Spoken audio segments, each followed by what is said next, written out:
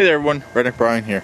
Okay, I've had a video request to show how my oil pressure is hooked up on my tractors. All my tractors are the same, so I'm just going to show it on my roper with the 19 horse Briggs Intech. Okay, at the side of the filter, there's a sensor unit. I'm going to show you what the sensor looks like in a second, but there's a sensor that basically detects low oil in the engine. Basically how I believe it works is when it's getting low oil pressure to the filter, it basically will pop a light on your dashboard and basically will tell you got low oil to either stop, check your oil, do whatever. So anyways, on this here, I'm going to show you where it's hooked up. This all comes in the kit. Nothing was specially ordered or anything. So you can see there's a little brass fitting down there. That's in 3 pieces. All you do is you screw the one piece into the block, or basically into the block, and you put the oil, basically put the top piece over. It's a compression fitting. So if you know how a compression fitting works, you'll know what I'm talking about. And it basically puts the line in there under compression. And eventually you can remove it and without messing it up. Basically it has this little brass piece on there and it locks it into place. And basically you run it up and hook up to your gauge. I'm going to show you on another engine how it works as well. I'm going to show you the sensor as well. The person that asked me about this has an Onan engine, so I imagine it would be similar on an Onan. I just had the sensor. Now where did I put it? Right here. This is what the sensor looks like. You may or may not have one of these in the side of your engine. Basically this is what detects low oil, and when it does detect low oil, it grounds itself out and it allows the light to come on the dash if you have a dashboard idiot light for your oil. So that's basically the sensor. I do hold on to these. These are quite valuable in my opinion if you have to pull off an oil line and plug the hole. I'm going to show you on an opposed twin Briggs now with oil pressure. This is that, I think this is an 18 horse with the blown, with the broken head bolts.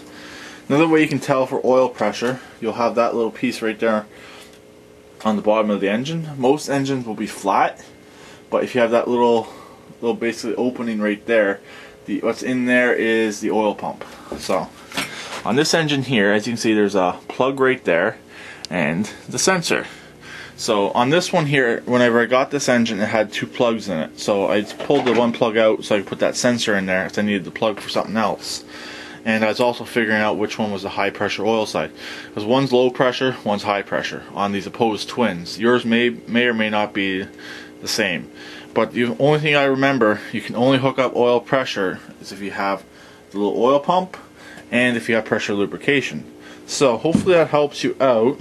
I'm looking into doing oil pressure on the generator as well, but I'm not sure if it has. It does have pressure lubrication, but I don't know if it has the little spot for the oil line and the sending unit and stuff. And like I said, or I forget, but everything comes in the kit that you need to hook this up. I buy mine at Canadian Tire, so everything's in the kit that I needed, basically all hooked up. They give you a couple different fittings. They give you a larger one and they give you a smaller one. On mine you use the smaller one, smaller fitting, and then you just run your oil pressure line. And that's pretty much it.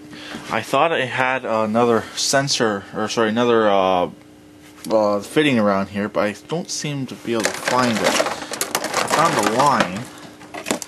That's the oil pressure line right there. But the only other thing I can recommend to you is when you're hooking it up, purge the line with oil so to get all the air out of it, and then hook it up to the gauge. And when you hook it up to the gauge, it's the same setup.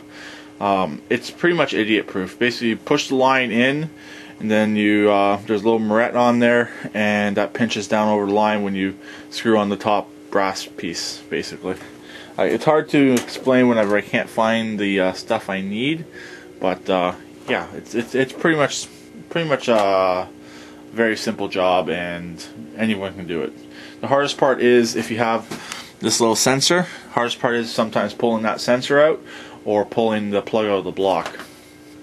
So that's pretty much it. Hopefully that helps you out. Hopefully everyone, if you have snow, you're enjoying your winter wonderland.